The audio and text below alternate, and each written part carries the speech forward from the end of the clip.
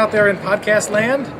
We're here at the Las Vegas Mini Maker Fair, where there's over 65 makers who have brought their contraptions to show the world, and over 1,000 people who have come to check out all of these cool new inventions. I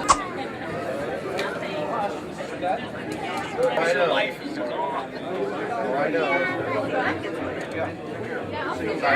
I don't invent characters anymore. I'm sick of them. So what are some of the most difficult challenges in putting one of these together? Oh, the dome. Numero uno, the dome. The dome is the toughest part to do on your own. These domes are made from 3.5-foot disc of aluminum that's spun at high speed in a wood form, pressed in while it's spinning to make a dome. Then they take a 5 or 6 axis laser CNC and cut all the individual pie pins out. That's the most difficult part for anyone to do. Because there's a highly specialized process to get that to come out properly. Build already, and then I got. So this is all polished and milled steel or aluminum. Well, no. It's the majority of this droid is aluminum, and then the foot shells on it are steel, much tougher, and quite a bit heavier, but much tougher. They'll take out a wall, a foot, small children. Sure. So what are some of the design decisions that you have to make when you're trying to put something like this together? Well, the blueprints have been worked on for many, many years. A bunch of guys who are incredibly dedicated to doing so. They've watched the films over and over and over. They've gotten access to the real Lucasfilm droids from time to time. They've gotten actual dimensions off them. And this is a combination of as much Lucasfilm lore and up-close shadow dimension taking as we can possibly do. The big decisions become, what do you want to do with the droid? Do you want to have a static sit-at-home thing, which is cool, hey, I've got an R2? Do you want to take it out to the public? Do you want to turn it swap the entertainment system? It just plugs on. Do you want to make the lives of that one just has more like little ones a little bit better? How many R2 droids have you built?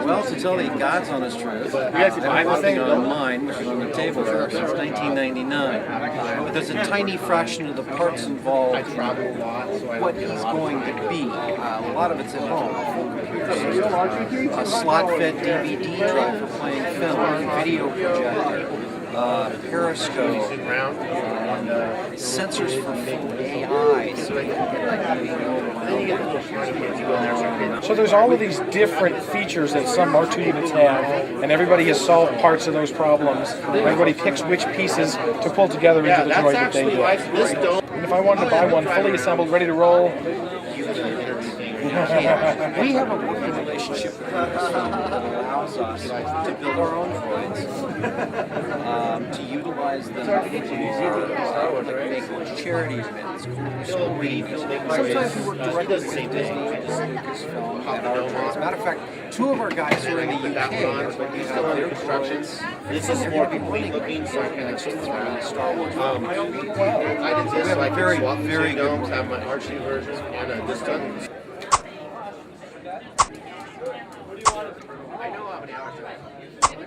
So we're here with Nico from Girls in Tech. Why don't you tell us a little bit about what Girls in Tech does? So Girls in Tech is a global organization, and we basically promote girls in technology, starting with young girls, hopefully up to women, and we also encourage entrepreneurialism and innovation.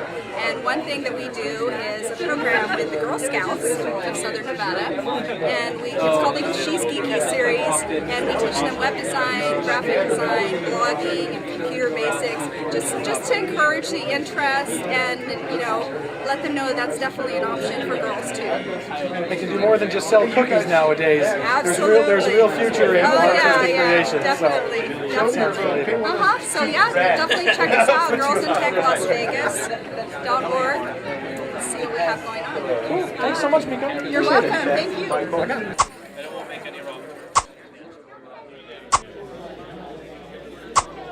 This is my Tesla coil. His name is Project Icarus. Part of making the Tesla coil is winding the secondary, which is a very tedious process. It's hours of mind-numbingly boring work that you can't make any mistakes on. And so instead of doing that, I thought the better option would be to make a CNC Tesla coil winder. Oh, wow. So I have a demo here. And it's measuring the tension just right to make sure it So lines it up. knows how many steps to run this motor per rotation. It knows how many steps to run this motor per millimeter of travel. You put in what the diameter of the wire is. You put in how many turns you want, and then you hit go, and it basically, for every rotation of this, it will move this shuttle exactly one wire worth of things. A Tesla coil is basically a machine that makes lightning. So it takes a high voltage power supply source, it runs it through basically a primary coil and a capacitor bank, and then there's a spark gap over on the other side. And so that basically will resonate at a certain frequency. And if you get this to resonate at the same frequency that your secondary coil and basically the top load capacitor, which aren't connected to this, they're separate. If you get those at the same frequency, then you build up energy and more energy until you eventually get electricity that breaks out in lightning. So it's kind of like how a swing works. So if you push someone, you just push them randomly, they're not going to swing very high. But if you push them at just the right moment, you don't have to push it with a lot of force. They'll basically swing higher and higher and higher until you push them so far they can't hold on and they just fly off the swing set. So This is the electrical that's version the of that. electrical equivalent of this, because I've touched this, and the stray electrons that build up on the outside and don't have anywhere to go through my body into ground, which is must be rather fun, painful. yeah. But How long did it take to put all this together? so the coil winder took me a couple of weeks. This was actually a lot longer, but a lot of that I worked on it for like well over a year. But a lot of that was like sourcing parts and researching and whatnot. Once I had all the parts together, it probably took me 1 or 2 months to finish. Very cool, dude.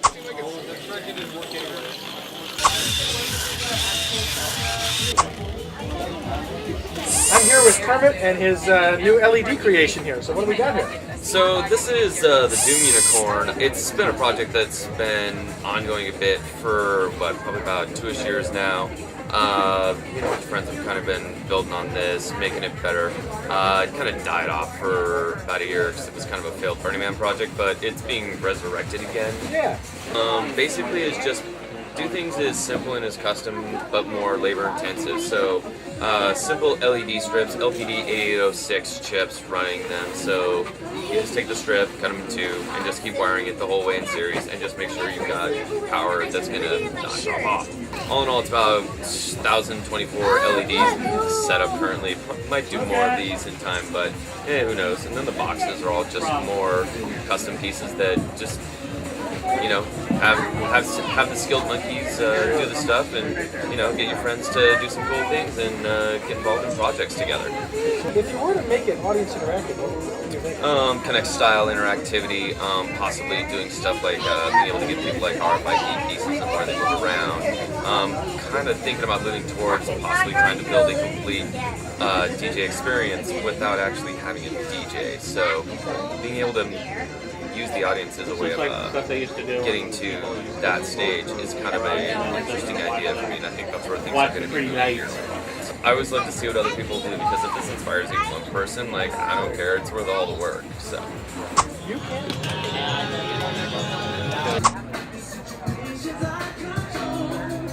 But just think of it as one big battery.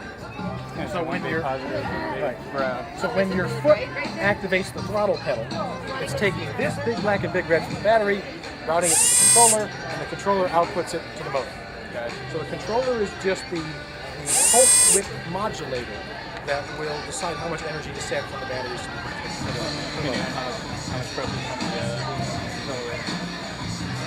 So that's a crash course in electric vehicles. You can build your own. You can use lead acid or lithium. Range depends on a lot of different factors. It depends on how much the car weighs. It depends on how much capacity you have. But one thing to think about is if you ask a battery to do a lot, if you really strain it and you pull a lot of amps through it all at once, it's not going to give you as much as if you ask it to trickle the energy out slowly. Okay? That makes sense. So if you were to double the battery pack, it would make sense to get double the range. But in actuality, doubling the battery pack more than doubles your range because each battery doesn't have to work as hard, so it can work longer. So you end up getting more out of it if you add more batteries. But the drawback is with an electric car, this many batteries will get you 20 miles in driving. With a gasoline, this much gasoline will get you 20 miles in driving. So you have a volume problem, not to mention a cost problem. That's the biggest issue. That's the biggest issue, is where they're all going to friggin' fit. You end up losing trunk space, and it becomes not as practical a car as most gas cars. Combustion engine. And people want infinite range. They want to just go to a gas station and go. Right. But I've been driving electric now for 8 months. I have this car. I also have a Nissan Leaf, which is about 20 grand, and it meets most of my needs. And I haven't bought gas in 8 months, and it saves me $400 a month that I was spending on fuel, and instead it's less than $1 a day to recharge. Okay. So it's like getting a raise at work without having to work anymore. It's fantastic. It's perfect. Yeah. So you actually drive this on the street as well? I do drive this on the street, and then when I can't drive this, I drive the Leaf, and it's a great car. We hope you enjoyed this tour of the Las Vegas Mini Maker Faire. If you want to find out more, check it out at Maker Faire Vegas on Twitter. And I'm at The Real Brandis on Twitter, and we'll see you next time.